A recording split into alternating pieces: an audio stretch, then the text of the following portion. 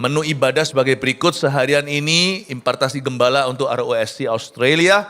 Saya banyak curhat, bukan curhat, heart to heart ya dengan Anda tadi. Kalau Anda tidak ada di sini, please dengarkan nanti. Yang kedua tadi menjadi gereja yang misionaris keluar dan ke dalam. Pokoknya perlulah, saya nggak usah ulangi ya. Kebaktian sekarang ini saya kasih judul keluarga ROSC yang rukun. Sesuai dengan judul di Alkitab Indonesia kita, Mazmur 133, persaudaraan yang rukun ini bukan hanya aplikatif untuk ministry. This is not bukan hanya firman yang churchy, tapi ini firman juga untuk setiap pernikahan, family, orang tua anak, father and son, mother and daughter. Ini penting sekali loh dalam bisnis, perusahaan, kongsian. Ada sebuah prinsip atau gravitasi Tuhan. Kalau kita melawan, kita nggak akan melihat pengurapan. Malah justru banyak kutukan. Tempat berkat itu adalah tempat sepakat. Tahukah Anda bahwa tempat sepakat itu tempat mujizat? Ya. Bahkan sepakat untuk hal-hal yang salah aja bahaya. Anania Safira dua-dua mati. Tuhan cepat-cepat hukum dia sebelum dia membuat kerusakan. Menara Babel itu persatuan yang salah. Tuhan kacaukan bahasanya supaya mereka miskomunikasi. Di mana ada miskomunikasi, kejahatan tidak bisa berlanjut. Atau malah justru kejahatan dimulai dalam rumah tangga. Tapi Tuhan memang mengacaukan bahasa mereka bukan karena Tuhan terancam. Tapi Tuhan tidak mau agar hukuman lebih besar ditimpa atas mereka. Mari kita pelajari sebuah kalimat. The place of agreement is the place of power. Makanya itu di Mazmur 133 ada sebuah prinsip sederhana, tapi untuk melakukannya perlu bayar harga. Karena kalau orang memberhalakan kecocokan, sulitlah. Kita semua itu beranjak dari latar belakang sendiri-sendiri. Budaya kita aja beda, satu negara aja ya, budayanya bisa lain-lain loh. Misalnya orang Indonesia, sama pulaunya orang Sunda, orang Jawa udah beda. Jawa Solo, Jawa Ngoko, udah lain lagi tuh. Batak aja, Bataknya macam-macam, Horas padahal sama. Ada Batak mana, Batak Toba, beda-beda. Kita itu gak ada yang cocok. Buktinya suami istri masih bisa cerai. Berarti pasangan-pasangan pun sekalipun sudah nikah, kalau mereka berhalakan kecocokan ya susah, gak ada orang cocok. Makanya Tuhan tidak pernah beri titah, adik kandung, kakak kandung menikah. Mesti lebih cocok. They were raised together. Brought up together. Mereka dibesarkan sama-sama, value-nya sama. Kenapa sih dari kandungan yang beda, dari papa mama yang gak sama, lalu mereka menikah? Bukankah itu rawan? Justru disitulah indahnya kasih Allah. Kasih Allah itu bisa membuat yang gak cocok, bisa membuat satu dari dua. Demikian pula gereja. Orang latar belakangnya beda-beda, temperamennya gak sama. Lain-lain lagi, apalagi praise and worship, aduhai itu seniman semua. Hamba-hamba Tuhan juga gak muda, sama-sama pelayanan. Sedangkan kakak adik sibling aja kemarin hari sibling dunia, hari kakak beradik. Sedangkan kakak beradik aja loh kalau sudah besar bisa gak cocok. Apalagi pelayan-pelayan Tuhan. I think disinilah letaknya seninya. Demikian pula kongsian. Apalagi kalau sama-sama anak Tuhan. Kalau di luar anak-anak, kalau bukan anak Tuhan ya memang Tuhan sudah peringatkan kan jangan menjadi pasangan tidak sepadan dengan orang-orang yang tidak beriman. Ya salah sendirilah. Wong Alkitabnya aja gak sama, dia pakai buku apa, kita pakai buku ini. Dia punya textbook sendiri, yaitu dirinya sendiri. Ya kan, whatever feels good for me, apapun juga yang terbaik bagi saya, menurut saya, versiku. Ya matilah kita. Kalau kita mau punya proyek sama-sama dengan orang begitu, disaster pasti ada bencana. Sama-sama Kristen aja gak jaminan loh. Beda level iman, yang satu KTP-annya gak lain. Saya ingin Anda untuk melihat bahwa even though it's challenging, it's very rewarding. Meskipun ini sangat menantang, tantangannya besar. Tetapi kalau kita jalankan ada upah. Upah sungguhan. Ya, kita baca dulu ayatnya. Mazmur 133 ayat 1 sampai 3. Persaudaraan yang rukun. Kita baca ya. 3 ayat aja kok ya. Oh, by the way kalau baca Alkitab boleh nggak kali ini? Saya minta kita semua bangkit berdiri untuk membacanya. Baca Alkitab itu kadang-kadang berdiri gini juga bagus untuk mengingatkan kita menghormati firman melebihi khotbah. Khotbah nanti silakan duduk, saya yang disetrap sendirian. 2, 3. Nyanyian ziarah Daud. Sungguh alangkah baiknya dan indahnya apabila saudara-saudara diam bersama dengan rukun. Seperti minyak yang baik di atas kepala meleleh ke janggut. Yang meleleh ke janggut Harun dan ke leher jubahnya. Seperti embun gunung Hermon yang turun ke atas gunung-gunung Sion. Sebab kesanalah Tuhan memerintahkan berkat kehidupan untuk selama-lamanya. Amin. Ngomong kanan kirinya, saya gak terlalu cocok sama you. Tapi saya akan mencocokkan diri. Saling menerima, saling mengalah, haleluya. Berikan tepuk tangan bagi Tuhan dan gerejanya. Silakan duduk. The opposites attract, people say. Yang lawan jenis tertarik. Memang kita beda, justru karena itulah kita indah. Unity bukanlah uniformity, kesatuan, persatuan bukanlah keseragaman. Dimulai dengan satu kalimat pertama. Ya, ini loh ada lagunya sih, sungguh alangkah baiknya, sungguh alangkah indahnya, bila saudara semua hidup dan rukun bersama. Ada lagi yang lebih jadul dari itu. Oh betapa indahnya dan betapa enoknya, tak baik.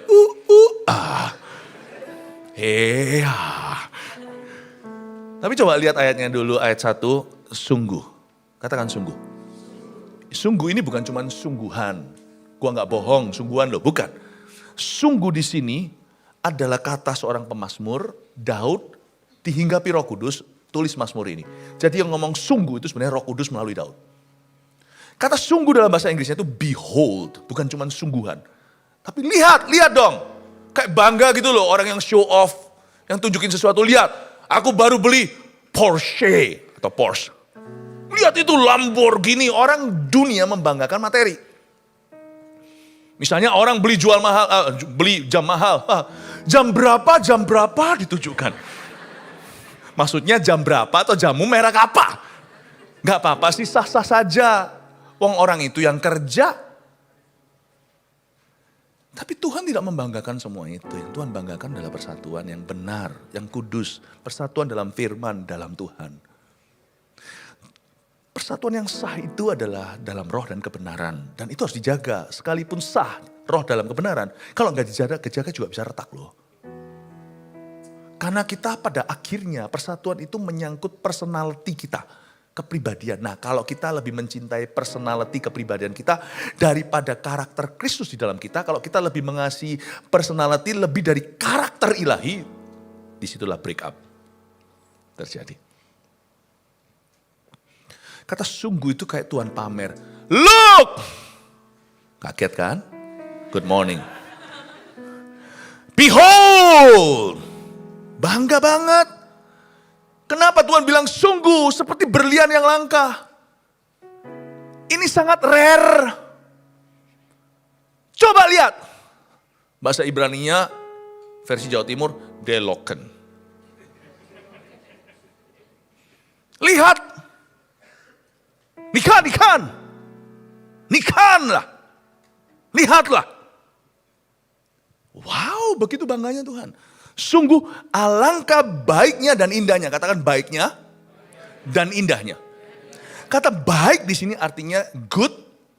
Kata indah di sini artinya pleasant dalam bahasa Inggrisnya. Udah gak usah ngomong bahasa aslinya. Ngomong bahasa Inggrisnya aja dulu. Good and pleasant. Look how good and pleasant. Lihat betapa baik dan indahnya. Nah begini, kesatuan, apapun persatuan yang benar, yang sah dan dijaga. Persatuan yang dijaga erat. Misalnya kalau persatuan itu salah dijaga erat ya tambah salah. Namanya partners in crime atau mitra dalam kejahatan. Orang bisa bersatu tuh gengnya. Tapi apabila mereka mafia dan mereka berbuat kejahatan, persatuan itu sekalipun erat, tapi salah di mata Allah. Paham maksud saya ya? Tapi sebaliknya, tujuan kita tepat. Kita semua pelayanan. Tapi persatuan gak dijaga erat. Tujuannya betul. Tetapi yang melakukannya asal-asalan. Jadi jangan salah ya. Saya ajak Anda mikir sedikit. Tujuan akhir tidak bisa menghalalkan semua cara. Kita juga harus lihat dulu tujuannya. Orang itu bersatu, tapi kalau gangster, ya tidak ada berkat Tuhan diperintahkan ke sana. Wong pekerjaannya adalah kejahatan kok, kriminalitas. Tapi kita perlu belajar dari geng itu dan mafia itu. Kok bisa mereka bersatu pasang badan kayak gitu. Berani dor orang lain demi brotherhood. Padahal mereka bukan dari papa mama yang sama. Hanya mereka dari satu neighborhood. Kita harus belajar dari dunia gelap. Bagaimana protektifnya mereka satu dengan yang lain. Kenapa orang Kristen bisa menggosip sesamanya? Saling serang ngapain? Kenapa kita jelek-jelekkan istri kita sama teman kita? Itu istri lebih dekat, itu 2 jadi 1. Teman itu tetap 2, 3, 4 dan seterusnya. Kenapa Anda rasan-rasan suami kepada teman-teman wanita Anda? Mana bisa ada berkat dalam pernikahan? Kalau kita izinkan hal yang demikian. Tapi kita harus belajar dari dunia gelap itu. Tujuannya salah, jangan ditiru. Tapi persatuannya hebat. Tujuan kita betul, persatuan kita rapuh. Senggol dikit, aduh, quit. Senggol kiri, senggol kanan, udah hengkang pelayanan. Tujuannya betul, lu kok gak ngotot bersatu? Kalau kita lihat visi itu, suami istri demi anak katanya, minimal kalau bukan demi each other atau demi satu sama lain, ingat tujuanmu. Anak-anak itu, kado terbesar yang bisa kau berikan pada anak-anakmu itu bukan harta. Mereka bisa cari sendiri kalau anak-anak Anda genah. Kalau anak-anak Anda betul, gak perlulah dikasih ini itu. Kalau Tuhan punya berkat di atas kepala mereka, kalau mereka itu adalah tergolong orang-orang benar yang diberkati oleh Allah, berkat akan menyusul. Tapi kado terindah yang bisa Anda berikan adalah pernikahan papa mamanya yang bahagia. Sungguh itu akan membuat Anda menciptakan satu generasi di bawah Anda yang, atau banyak generasi seterusnya yang tidak punya trauma dengan kehidupan. Amin. Ngotot dong, jaga persatuan. Gak usah berhalakan kecocokan. Sejak kapan kita boleh interview diri sendiri? Suka gak sama ini, suka gak sama itu. Selama Tuhan masih mengasihi orang itu, sukai. Apanya sih? Loh, saya gak ngomong Anda sukai dosanya loh ya. Setuju sama dia loh ya. Kalau dia sesat, doktrinnya ngawur. Enggak. Saya bilang dalam konteks yang betul dulu. Kalau Anda itu, kalau kita punya konflik itu seputar hal-hal yang tidak prinsip. Maka menurut saya harusnya kita sisihkan yang namanya kepentingan pribadi demi kepentingan bersama. Dalam rumah tangga akan ada banyak gegeran yang gak perlu terjadi. Karena kasih menutupi banyak sekali kesalahan. Kasih itu tidak buta. Dia melihat, tapi dia pilih apa yang dia perkarakan.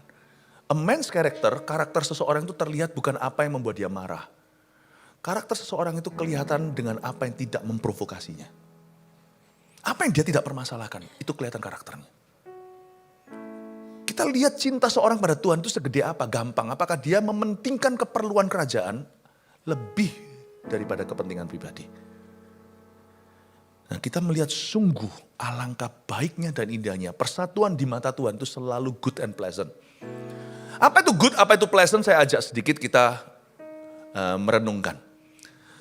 Sesuatu yang good gak tentu pleasant. Ayo. Sesuatu yang good misalnya sesuatu yang baik bagi kesehatan kita. Contohnya sayur mayur. Pleasant gak? Coba paksa anak Anda yang masih kecil makan sayur. Good but not pleasant. Mau tahu apa yang pleasant tapi good? Gula-gula. Ice cream pleasant. Semua yang manis-manis apalagi kalau di plating, waduh yummy. Cake.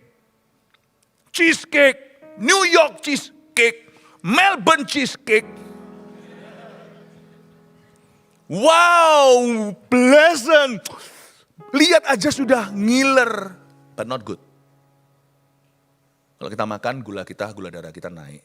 Kalau kita keterusan ya sedikit-dikit ya nggak apa-apa moderat. Tapi kalau kita makan banyak-banyak, misalnya apalagi yang pleasant itu yang oing-oing. Oh, haleluya, I'm a Christian. It's so pleasant, you keep eating that, atau apapun yang gituan, kolesterolnya dijaga, apalagi kalau sudah bakar dari sono. Ya sorry ya untuk mengingatkan ya Bapak Ibu Saudara, yang gini jangan direkam ya, terima kasih. Paham maksud saya?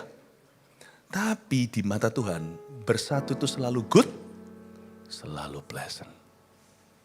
Dipandang enak, dimakan sehat. Nggak ada nothing wrong with it. Nothing could go wrong with unity.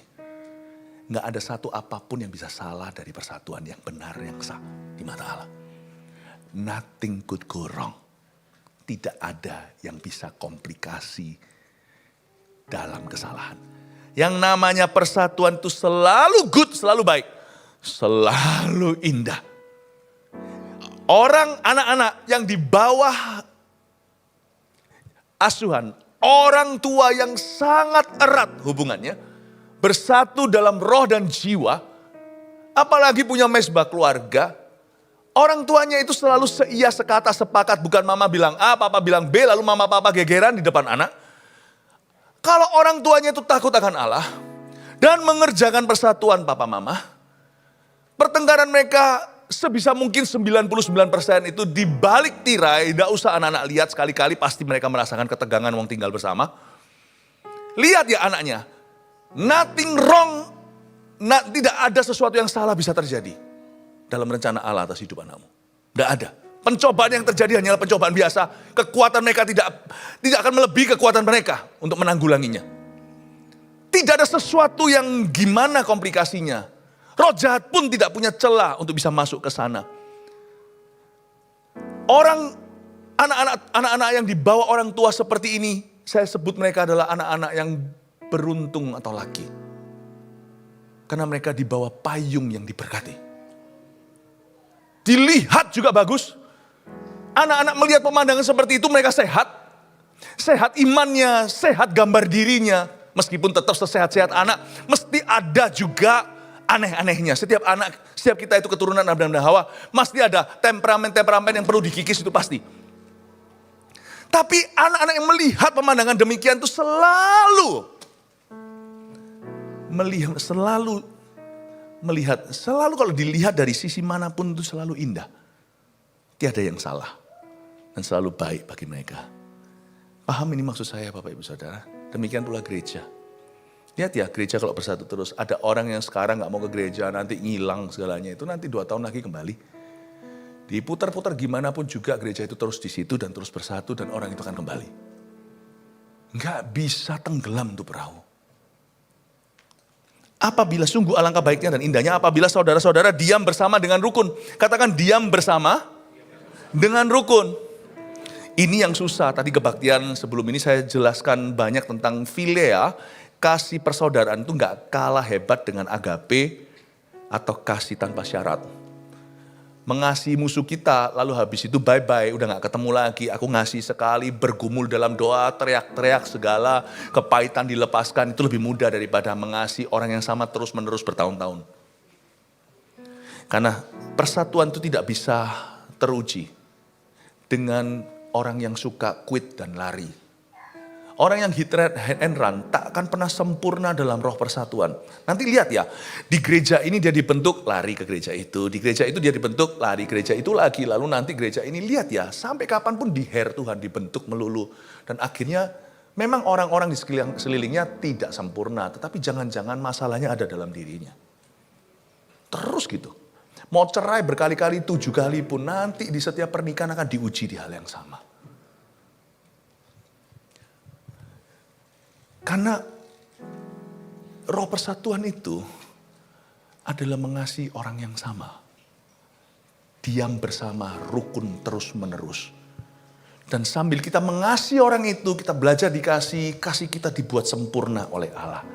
Diam bersama dengan rukun, itu lebih challenging, lebih menantang. Tapi lebih rewarding. Lebih besar upahnya daripada kita ada apa-apa lari lalu pisah. Makanya itu buat apapun juga bisnis ini itu, atau siapa yang mau sekolah di luar negeri, atau apapun juga, jangan karena konflik. Gini loh, place of embarkation, kalau dulu kita menulis form imigrasi itu kan ada tulisannya port of embarkation-nya, atau terakhir kamu di mana sebelum kamu terbang ke sini, ya kan? Saya tulis Singapura. Atau kalau terbangnya dari Jakarta, direct flight ya Jakarta. Point of embarkation, anything that will draw blessing, apapun juga tempat launching Anda, baik itu business, family, relationship, hubungan atau pelayanan, gereja, whatever. Point of embarkation-nya, place of embarkation, tempat Anda tadi take off terbang itu nggak boleh konflik. Kalau Anda mau lihat berkat, tidak boleh konflik. Banyak orang hari ini itu sudah akut, udah kronis, udah lama dia. Kenapa ada orang Kristen yang ke gereja manapun bermasalah? Itu kalau ditarik kembali benang merahnya itu sudah dari gereja kesekian dulu itu sudah bermasalah. Dan dia pindah-pindah terus. Dan kenapa ada orang pernikahannya gak mari-mari? Ya karena dari awal naburnya salah. Kenapa ada orang yang susah? Saya mau beritahu sesuatu ya. Kalau kita mau melihat apapun yang jadi berkat atau diberkati nanti kemudian hari. Yang namanya place of embarkation. Tempat terakhir sebelum take off, launching pad-nya, tempat meluncurnya, tidak boleh konflik. Tidak boleh konflik. Itu juga termasuk gereja. Buka cabang. Tidak boleh karena konflik. Ya, puji Tuhan, gereja kita semua soal itu masih murni. Masih bersih, karena saya sangat strict soal gituan. Jadi, tolong diuji gini, misalnya CG mau membelah multiplikasi atau cabang dan sebagainya. Misalnya ya. Dan di dalam ini kita sekarang melihat bagaimana ternyata gereja pun bisa lahir dari perpecahan juga bisa. Tapi disayangkan, itu harus diperangi memang.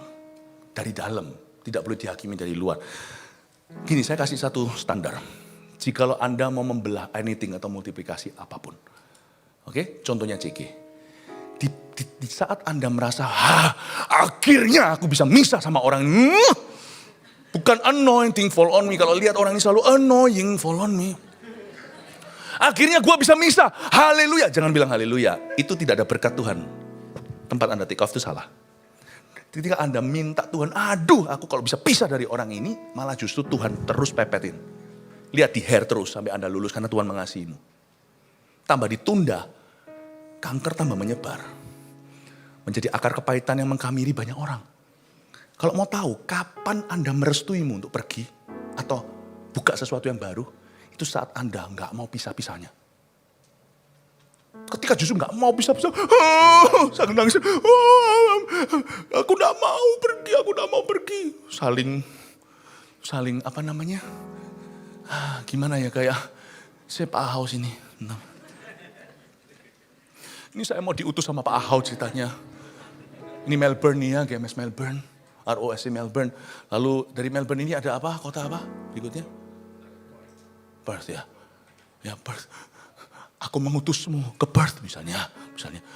Gak mau, Pak Ahaunya juga menangis, gak mau. Nah itu justru waktu yang tepat untuk pisah. Karena lagi manis anggurnya. Waktu Anda pergi sana, memang sakit robeknya, krek. Tapi anggur itu dari robeknya jiwamu. Bukan kepahitan yang keluar, tapi kemanisan yang keluar. Itu orang minum anggur dicurahkan di Perth. Justru saat tepat Anda multiplikasi. Secara CG adalah saat lagi gak mau pisah-pisahnya. Itu saya bilang, kalau jadi pisah, karena itu bukan perpisahan, itu pengutusan. Tapi kalau gua sudah gak tahan, kapan bisa pisah dari lu?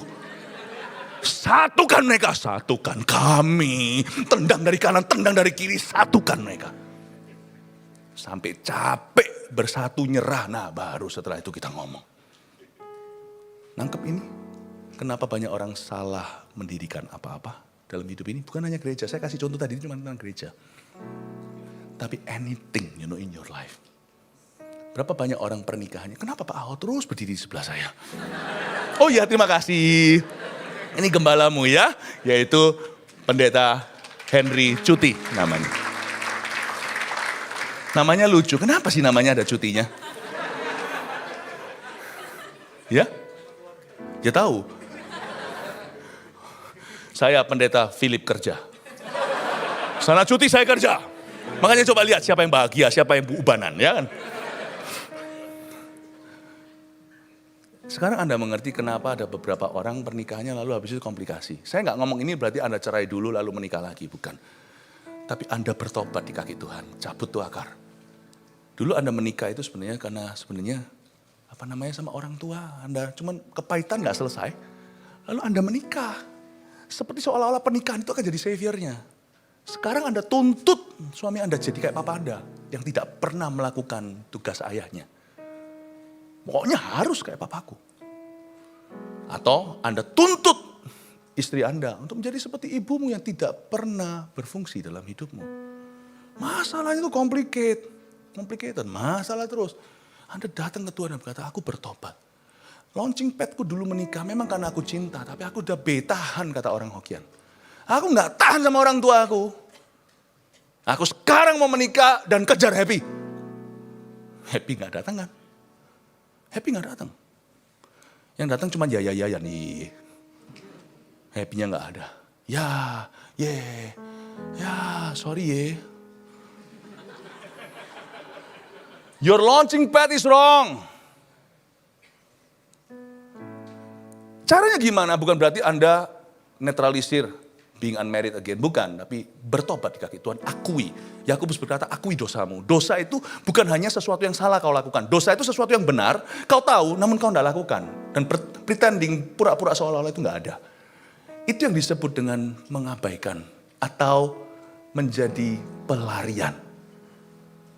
God doesn't bless, tidak memberkati langkah begini. Sekarang kita mengerti, kenapa Tuhan hanya bisa memberkati sesuatu yang diluncurkan dari persatu. Karena Allah Bapa, Putra dan Roh Kudus tidak terpisah. Anything, apapun yang dari kingdom of God, kerajaan Allah itu selalu dari persatuan. Tapi saya ngomong gini harus fair juga.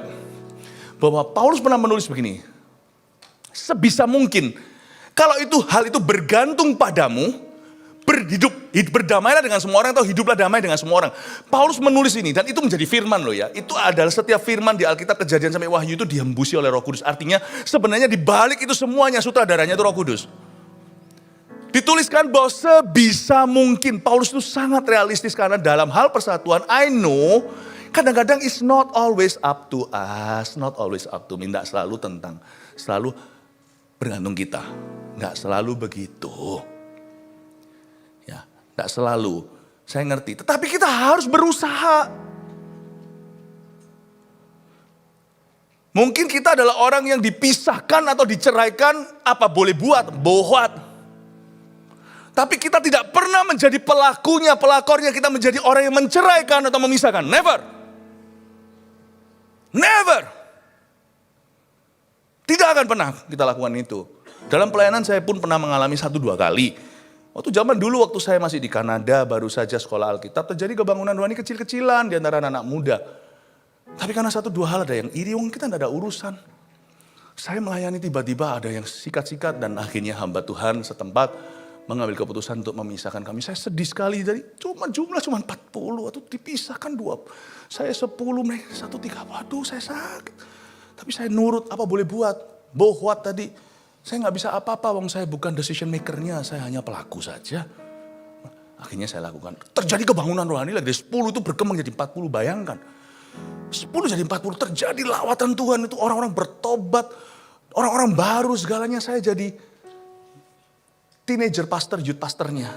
College and career itu yang satunya. 40 yang sana dari 40, dari 30 jadi 10. Saya dari 10 jadi 40. Coba bayangkan matematikanya. Sebelah sana gak suka. Lalu gimana gugat saya di hadapan hamba Tuhan. Gembala.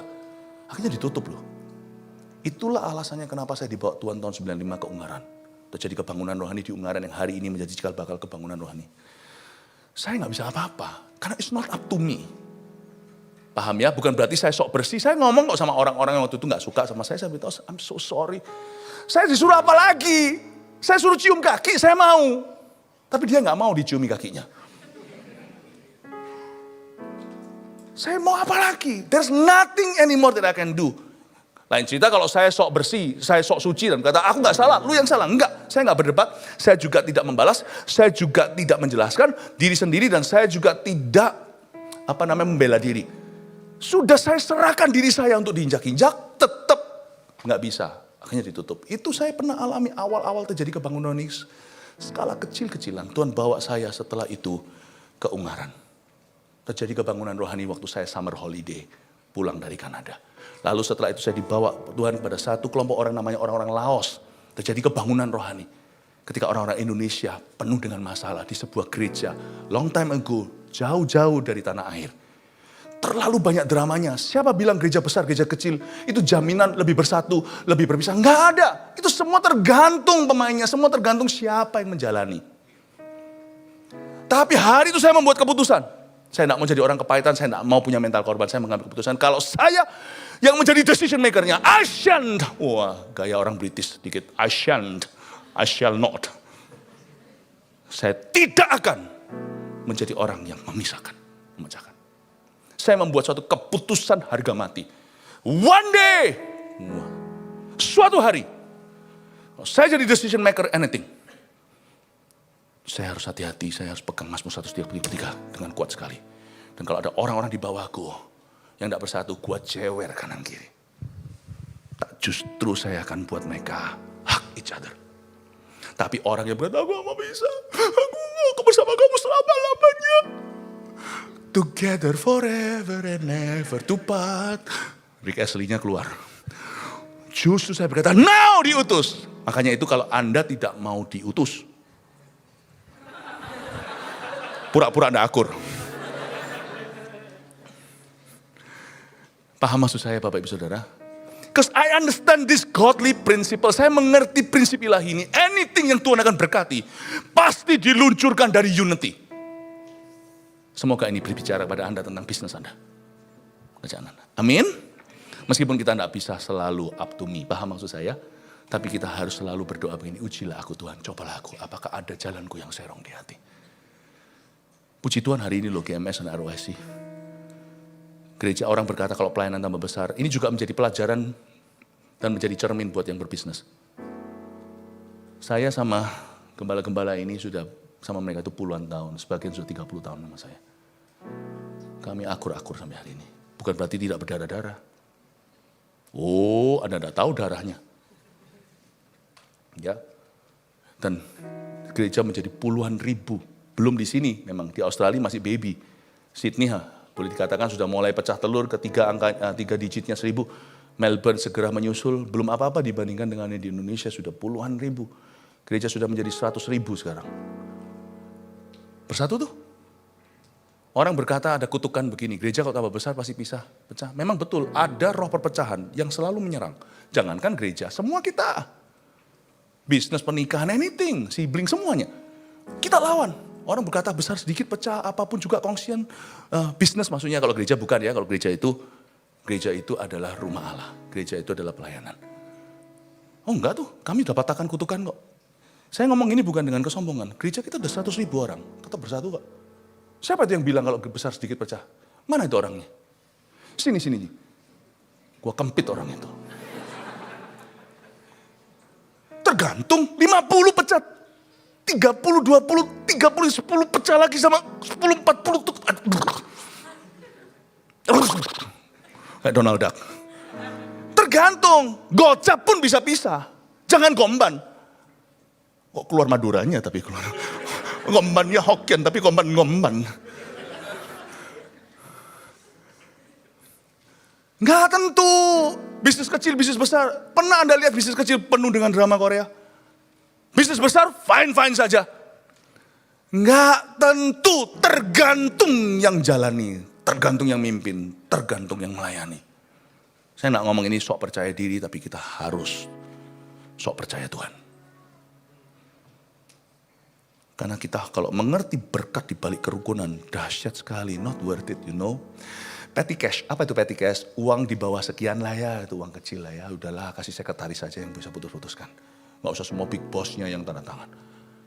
Aduh Tuhan itu, bahasa Ibrani-nya digangguin dulu dengan namanya petty quarrels dari umatnya. Petty quarrels tahu, cubitan-cubitan, aku cubitan, aku sakit, aku tuh di atas ini. Kalau Tuhan bicara bahasa Hokkien, sekian anak kecil. Akhirnya Tuhan lihat ya, kasih mereka. Sembuhkan lagi, nangis lagi, konseling lagi. Sembuhkan lagi, nangis lagi, konseling. Sembuhkan lagi. Nanti lihat ya, perkara-perkara untuk perabot mulia. Tuhan akan panggil yang ginian. Yang besar, yang menentukan sejarah, yang mengubah bangsa. Tuhan akan pakai orang yang menter-menter. Ini gak pernah sekian. Gak pernah dikit-dikit, aku dicubit. Berdarah-darah dengan panah gini pun Tuhan. Siap, melapor. Siap komandan. Padahal panahnya ada 3 di sini. Nancep sini satu lagi. Belum mati. Siap. Yang gitu untuk perabotan mulia. Jangan jadi orang Kristen yang lemah. Gereja di Melbourne, saya ngomong begini, karena apa yang saya sampaikan sekarang investasi untuk 10 tahun kemudian. ROSC Australia. Keluarga ROSC yang rukun bukan hanya gerejanya, tapi keluarga-keluarga, your family itu. Pohon itu jatuh nggak jauhnya dari siapa bilang pohon kok jatuh dekat buahnya itu? Itu buahnya langsung penyet, Pak. Kena deh. Itu selalu buah jatuh nggak jauh dari pohonnya. Gacha, geprek lagi. Gini loh saudaraku. Kalau gereja bersatu, keluargamu bersatu ya. Bisnismu bersatu ya. Kita mau membuat suatu legacy yang tidak mungkin, impossible. Suatu warisan di Australia. Gereja Indo. Ini bukan gereja Indo by the way, nanti ini akan gereja untuk bangsa-bangsa. Tapi kita mulai dengan orang Indonesia dulu kan, benih-benih pertama. Kita akan menjadi gereja, misalnya awal-awal gereja Indo di luar negeri. Saya ngomong dengan berani ya, yang gak akan pecah, gak pecah dan gak akan pecah. Kasih tepuk tangan untuk Tuhan. Amin, amin. Karena kita mau memberikan teladan, karena apa yang kita lakukan hari itu akan menjadi minyak buat hari kemudian. Lihat ayat 2, seperti minyak yang baik di atas kepala meleleh ke janggut. Katakan minyak yang baik. Inilah atmosfer kerajaan sorga. Seperti minyak yang baik, itu seperti aromaterapi. Minyak itu baik disemprot, minyak wangi. Atau minyak itu yang pakai diffuser begitu. Atau minyak itu yang pakai lonjong-lonjong itu. Minyak itu mengharumkan seluruh ruangan. Atmosfer itu penting. Allah bekerja sesuai dengan atmosfer yang diberikan. Kalau kita punya atmosfer itu roh persatuan, yang datang itu bukan lalat-lalat setan. Lalat itu suka bau busuk, di mana ada sampah, di mana ada kotoran hewan, kotoran manusia, di mana ada borok, di mana ada darah, di mana ada luka terbuka, lalat ada di sana. Saya benci sekali lalat. Karena lalat yang mati itu akan mengkamiri urapan.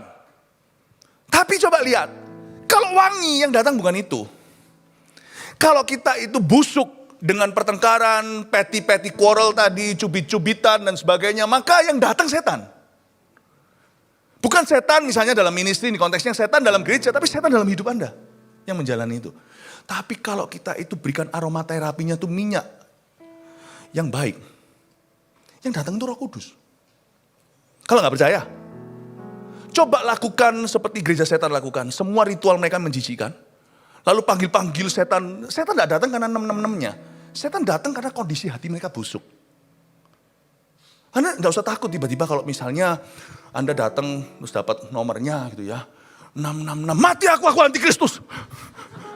Setan tidak datang karena 666-nya. Jangan takut dengan angka itu. Angka itu berarti sesuatu. Tapi tidak menjadi seperti keramat jimat. Atau menjadi seperti kutukan. Tidak. Gereja setan lakukan semua ritual itu busuk atmosfernya. Datanglah setan, pasti Lucifer ada di sana. Coba kalau kita 2-3 orang berkumpul yang kita sebut Yesus. Bukan benci-bencian, kita saling mengasihi, saling melayani. Saling mencuci kaki lah istilahnya itu, saling tanya how are you. Dan I want to bless you. Dan kita saling berdoa memuji Tuhan, dengar firman. Yang datang masih roh jahat. Masa roh jahat? Masa kalau kita minta roti dikasih batu, kita minta air dikasih ular. Kalau kita itu atmosfernya benar, yang datang itu roh Allah, bukan roh iblis. Anda mau undang Roh Kudus, nggak usah teriak-teriak seperti Nabi Baal. Gores-gores, datanglah Tuhan, datanglah Tuhan.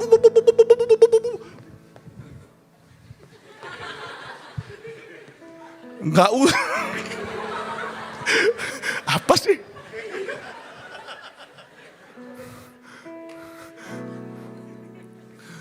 Nggak usah. Bersatu saja. Things will go well with you. Udah gak usah sok-sok rohani kayak wah Tuhan colonglah aku. Dicolong. Suami istri itu yang akur, gak dikit-dikit berantem. Lalu doa, gak usah banyak-banyak, gak usah teriak-teriak. Tuhan langsung bush, dia di situ. Bisnisnya mau diberkati, gampang. Yang bersatu, yang komunikasi, yang jelas. Bush, di sana ada. Gampang, ngundang Roh Kudus itu gampang. 2-3 orang berkumpul dalam nama Yesus. Yesus tidak pecah. He's there. Satu lemah iman, aku doakan supaya sembuh. 2-3, saling angkat imannya. Kenapa kalau 2-3 orang berdoa itu lebih memban? Karena mereka saling gak tahu yang mana yang gak beriman. Ayo ya gak? Kita sama-sama doa. Wah yakin itu. Wah padahal di dalam hati untung ada dia. Yang di sebelah sini cuma diam aja gak ngapa-ngapain. Dia padahal pendoa. Wah untung ada gembala aku. Gembala aku ini tukang mujizat. Tenging-tenging pasti orang ini mengalami berkat. Wah yang satunya lagi bengong kenapa aku diundang. Kita gak tahu. Yang ini bergantung ini bergantung itu. Semua bergantung Yesus. Akhirnya kita doakan. Haleluya.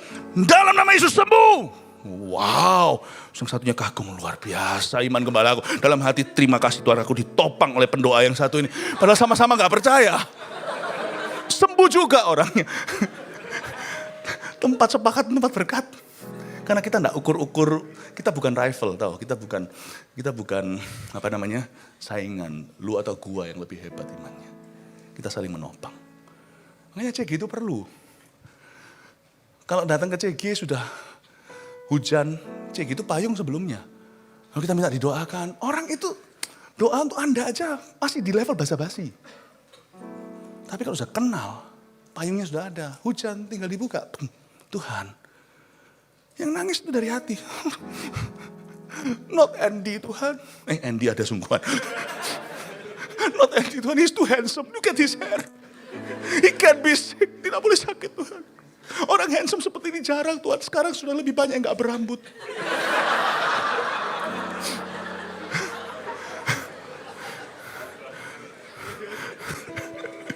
Kena lu.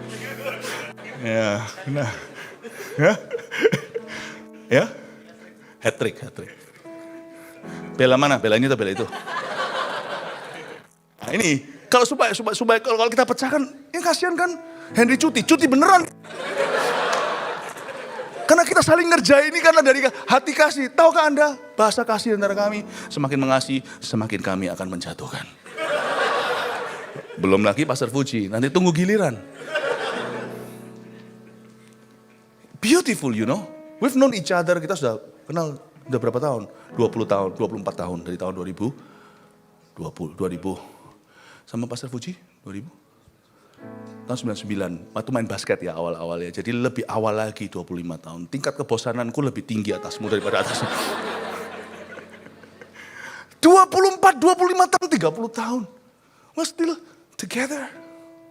We're still together. Good arvo. God bless you, mate. My fake Australian accent, you gotta teach me to do better. Tapi, you see, kita udah lama bersama-sama. Mencintai orang yang sama.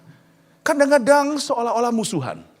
Tapi kalau musuh sungguhan itu gampang diampuni sekali, udah bye-bye sudah. Tapi kalau orang yang sama itu musuhan, berkawan. Kawan musuhan. Berkawan, musuhan, berkawan. Terus akhirnya terus begini. Inilah yang namanya agape love. Paham ya? Saya gak pernah memusuhi kalian kok.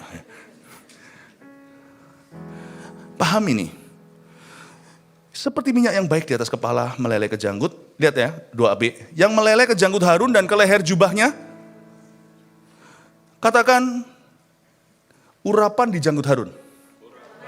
Ini disebut urapan imamat. Urapan imamat itu pemimpin mesti punya. Baik itu di rumah, papa mama, atau keluarga, bisnis, direksinya. Lalu dalam ministry, setiap divisi, departemen, dalam CG dengan atasnya, semuanya itu harus ada. Urapan imamat. Urapan imamat itu berkat terbesar umat. Sungguhan loh. Apapun itu bisa ditanggulangi. Semua itu termasuk micromanaging. Apapun perkara besar itu semua ada solusinya. Kalau ada urapan di janggut Harun. Harun ini kan imam. Pemimpin mesti bersatu. Papa mama mesti nyatu. Direksi juga mesti satu. Nah ini dalam aplikasi yang sederhana, misalnya kalau papa, mama, papa udah ngomong apa? Mama, nggak usah kita berantem kalau kita belum sepakat. Tolong sepakat dan bicara dulu di kamar. Kalau anaknya pintar, papa bilang enggak, tanya ke mama dulu. Anak kan bisa mengadu, itu IQ. Ma, boleh enggak makan manis ini contohnya. Kalau Anda punya roh itu peka, orang tua yang berdoa, Anda tidak akan berkata boleh atau tidak, tanya, Papa ngomong apa? Nah, gajah. Papa bilang nggak boleh, Papa bilang nggak boleh, Mama juga bilang nggak boleh. Lalu setelah itu nanti di belakang, barulah berantem sana. Kenapa sih Pak? Gitu aja loh, anak itu juga nggak pernah makan gula, sekali-kali kan nggak apa-apa, nggak boleh. Tapi di depan pokoknya ngomong, pokoknya sepakat dulu. Itu bukan munafik, itu bijaksana. Amin Bapak Ibu Saudara. Jangan membingungkan karena ketika umat itu melihat pemimpin tidak sepakat, di situ kasihan mereka. Mereka itu akan tercerai-berai. Oke, cepat aja. Ayat 3, seperti embun gunung Hermon yang turun ke atas gunung-gunung Sion. Katakan gunung Hermon. Katakan embun gunung Hermon. Ya, ini akan turun ke atas gunung-gunung Sion. Katakan turun ke gunung Sion. Sebab kesanalah memerintahkan berkat Tuhan, memerintahkan berkat kehidupan untuk selama-lamanya. Saya beritahukan suatu keajaiban geologi, keajaiban di Timur Tengah, lebih tepatnya di Israel. Ini nggak terjadi di mana-mana. Karena lautan mati hanya ada di situ. Jadi airnya Israel yang memberi makan, irigasi, memberi minum, tumbuh-tumbuhan, semuanya lah pokoknya sumber kehidupan di Israel itu sebenarnya datangnya dari Hermon itu di utara. Utara sana ada gunung. Dan di gunung itu kalau lagi salju ya salju. Dan gunung itu meleleh, di situ ada mata airnya lah ceritanya ya. Dan itu turun ke lembah Yordan. Sungai Yordan itu turun terus. Sungai Yordan itu panjang. Makanya kalau Anda mau lihat sungai Yordan yang mana Yesus persisnya dibaptis, kita akan pernah tahu persisnya. Tapi di sungai Yordan yang sama. Sungai Yordan itu turun. Selama perjalanan sampai ke selatan tuh Yerusalem turun lagi. Itu ada satu tempat terendah di seluruh dunia namanya Laut Mati atau The Dead Sea. Oke? Dan di Lautan Mati The Dead Sea itu di sebelah selatan itu di daerah Yeriko. Yeriko tempat runtuhnya tembok itu, ya Yeriko itu. Karena mereka kan dari Mesir dulu kan, masuk ke tanah Kanaan dari bawah. Jadi dari selatan situ dari Yeriko. Yeriko itu tempat palem, yang namanya kurmanya manis-manis di sana, kacangnya juga enak. Di atas itu dingin di utara, di Yerusalem dingin lebih tinggi karena dia platu. Tapi sampai di Yeriko itu panas, aneh sekali, betul-betul Melbourne gak kalah sih, panas dingin ada dalam sehari, haleluya.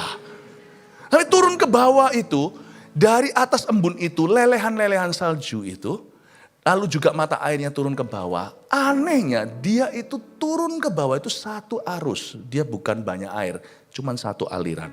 Tapi di tengah-tengah Tuhan izinkan mereka mendapatkan 850.000 ton mineral. Sehingga sampai ke Laut Mati sama sekali bukan air tawar tapi air asin. Tidak connect ke lautan, dia laut seperti danau raksasa. Dan apapun dicemplungkan sana termasuk gajah mengapung semuanya. Saya pernah sekali ke Laut Mati itu waktu kita lagi kumpul-kumpul. Dan sebelumnya di Sungai Yordan waktu panas-panas terik matahari saya baptis 1.000 orang nih. Lalu habis itu kaki saya crack, itu jempol saya crack kena tanahnya karena saya gak pakai sendal. Rek. Sakit sih tapi ya gak apa-apa. Saya sakit gak pernah berkicau. Tapi waktu masuk ke Lautan Mati saya berkicau. Wah! Keluar nutup lukanya keesokan harinya. Karena memang dia punya therapeutic effect. Mineral itu tinggi jadi dia juga bisa bunuh sijin, membunuh kuman. Dia juga bisa keringkan itu dan ngapung di situ. Nggak boleh diminum, kita bisa ngapung begitu. Loh, kok bisa ngapung di atas air? Luar biasa loh. Ya, bahkan Pastor Robin pun di KMS Sydney, Rosis ini dicemplungkan ke situ juga ngapung.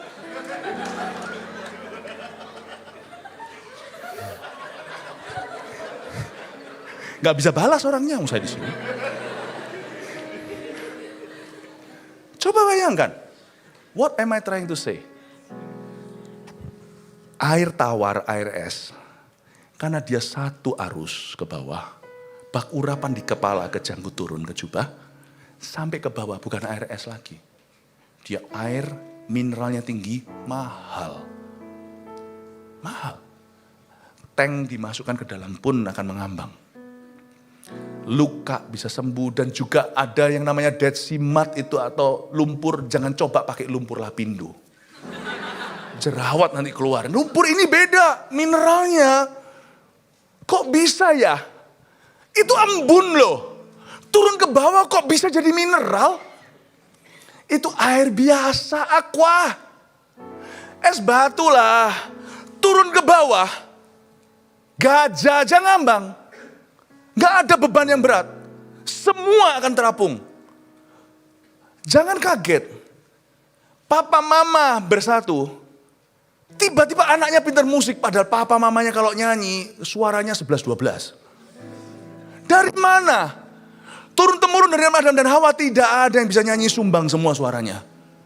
Misalnya keajaiban alam contohnya gak ada twin sama sekali. Tiba-tiba ada twins.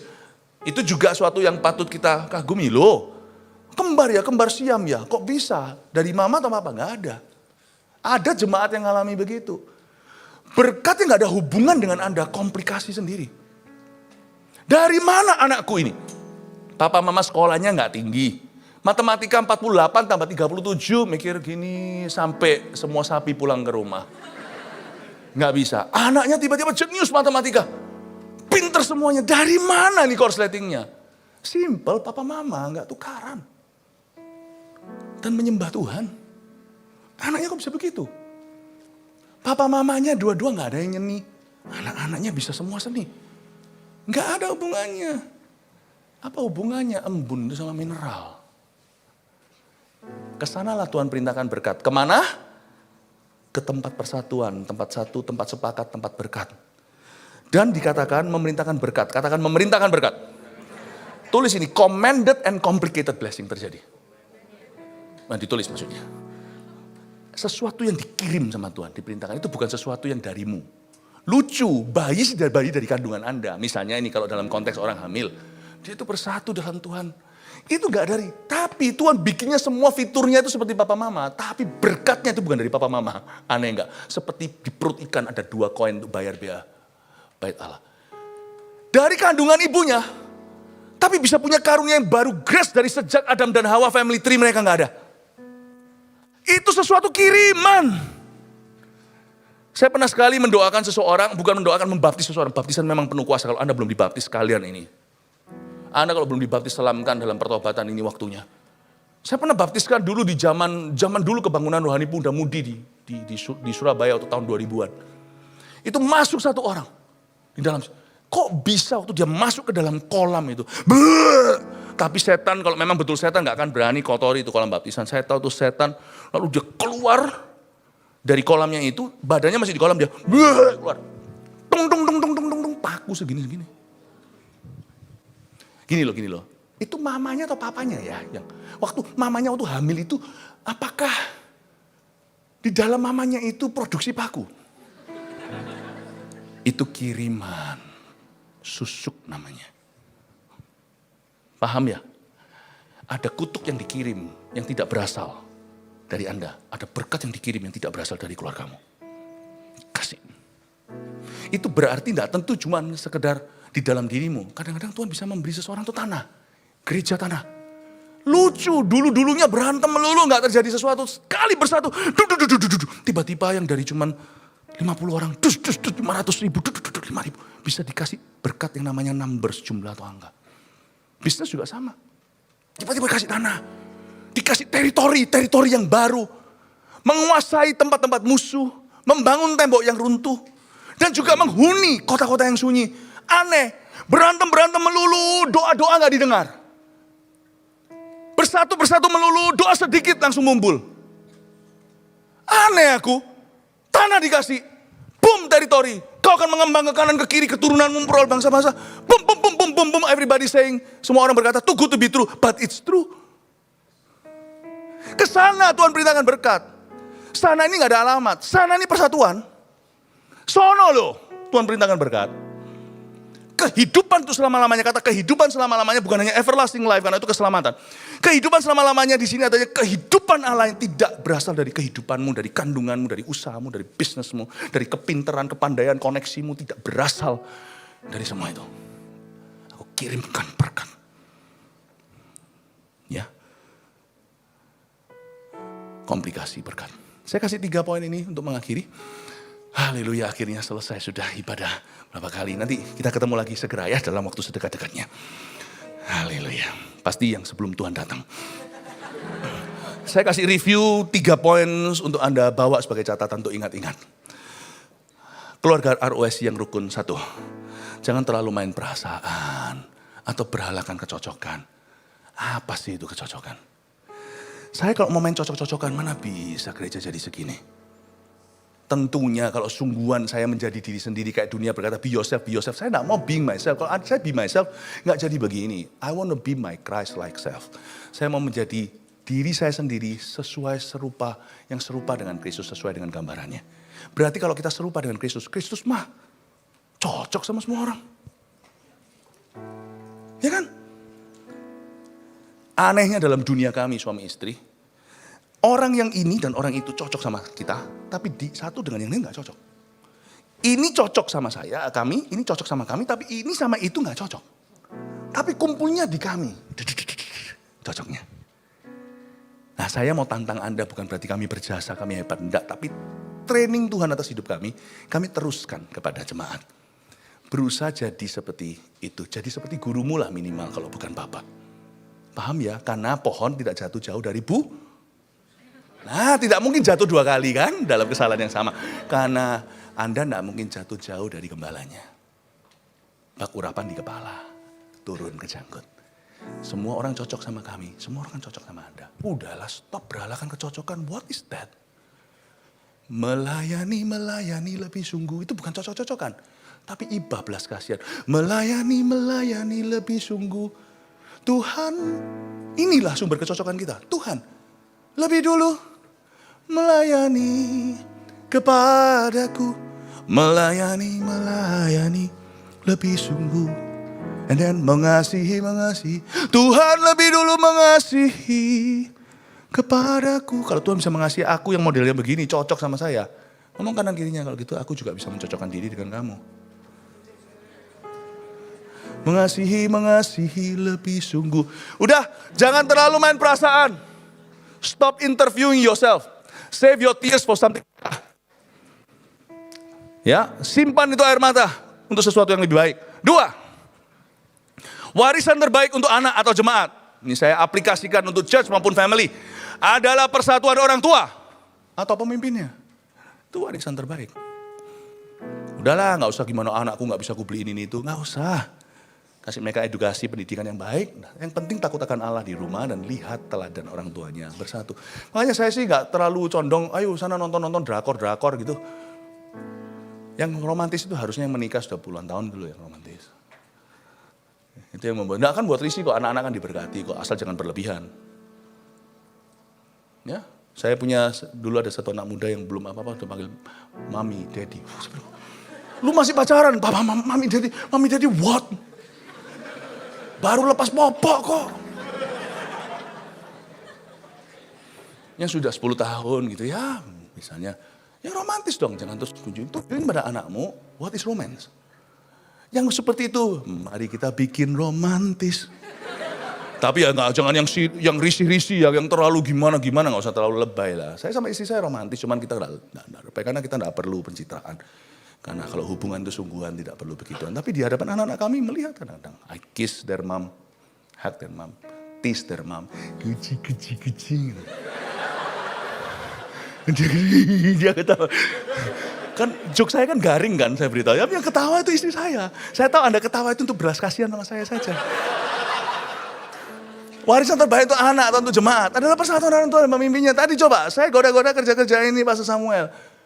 Anda ya senang kan? Persatuan itu selalu good and pleasant, selalu indah di mata. Eye candy, tapi juga good di hati. So good. 3. Ada kiriman komplikasi berkat dalam roh persatuan yang dijaga ketat. Ada harga yang dibayar, tapi kalau kita teruskan, ada komplikasi nanti. Oh, Anda kaget. Tiba-tiba kok muncul begini begitu tuh nggak dalam rencana aku, melebihi yang kurencanakan.